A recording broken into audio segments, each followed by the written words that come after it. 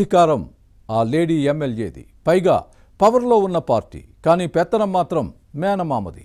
ఈ పరిస్థితి చాలా వింతగా ఉంది. జనం ఎమ్మెల్యే దగ్గరకు వెళ్లకుండా నేరుగా షాడో శాసనసభ్యుడినే ఎందుకు కలుస్తున్నారు?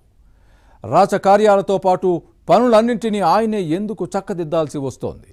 ఎమ్మెల్యే డమ్మీ ఎందుకయ్యారు? ఇంతకీ ఎవరా శాసనసభ్యురాలు? ఏ నియోజకవర్గం? Let's watch this story.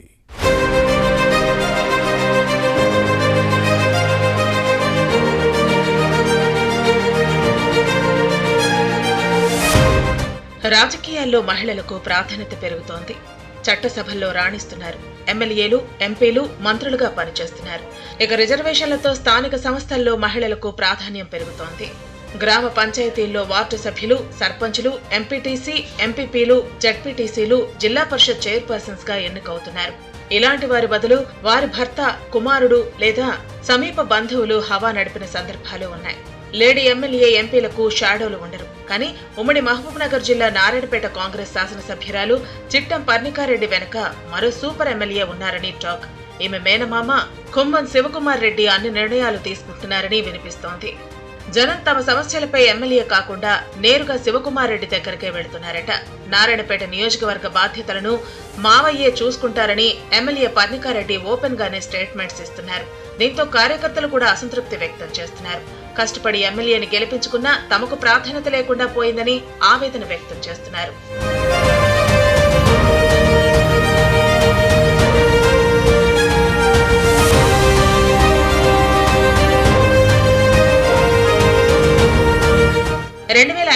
Naxals కాల్పుల్లో అప్పటి మక్తల్ ఎమ్మెల్యే చిట్టెం నర్సిరెడ్డి, చిట్టెం వెంకటేశ్వరరెడ్డి మృతి చెందిన తర్వాత కుమ్మం శివకుమార్ రెడ్డి తెరపైకి వచ్చారు. 2009లో నారాయణపేట నియోజకవర్గం ఆవిర్భవించిన తర్వాత ఈ నేత టికెట్ ఆశిస్తూనే ఉన్నారు. కానీ పొలిటికల్ ఈక్వేషన్స్ కుదరలేదు. ఇక 2014లో బీఆర్ఎస్ నుంచి పోటీ చేయాలనుకున్నా చివర్లో అప్పటి టీడీపీ ఎమ్మెల్యే ఎల్లారెడ్డికే కారు పార్టీ టికెట్ దక్కింది. కానీ ఎల్లారెడ్డి ఓడిపోయారు. తెలుగుదేశం ఎమ్మెల్యేగా గెలిచిన ఎస్ఆర్ రెడ్డి గులాబీ పార్టీలో చేరటంతో శివకుమార్ రెడ్డికి ప్రాధాన్యత లేకుండా పోయింది. 2018లో లెఫ్ట్ ఫ్రంట్ తరపున పోటీ చేసి ఓడిపోయారు. ఆ తర్వాత కాంగ్రెస్ లో చేరారు. 2023లో హస్తం పార్టీ టికెట్ పై పోటీ చేయాలనుకున్నా వ్యతిరేక ప్రచారంతో సీటు దక్కలేదు. దీంతో తన మేనకోడలు చిట్టెం పర్ణికారెడ్డికి సీటు ఇప్పించుకున్నారు.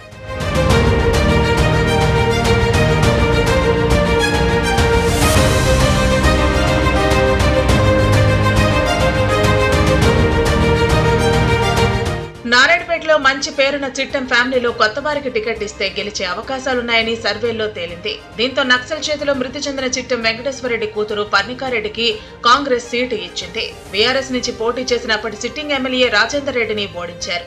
కానీ గెలిచిన తర్వాత పర్ణికారెడ్డి నియోజకవర్గ బాధ్యతలను తన మేనమామ శివకుమార్ రెడ్డికి అప్పగించడం విమర్శలకు తావిస్తోంది.